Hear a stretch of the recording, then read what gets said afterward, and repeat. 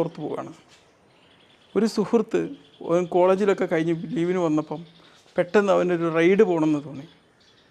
Ride പോവുകയാണ് ഒരു വലിയൊരു മലമുകളിലേക്ക്, കടമ്പൊയിലേക്ക് പോവുകയാണ്. അപ്പോൾ എന്തായാലും ബൈക്കൊക്കെ എടുത്തു. അപ്പോൾ എൻ്റെ ഫ്രണ്ടിനെയും കൂട്ടി യാത്ര ചെയ്യാണ്.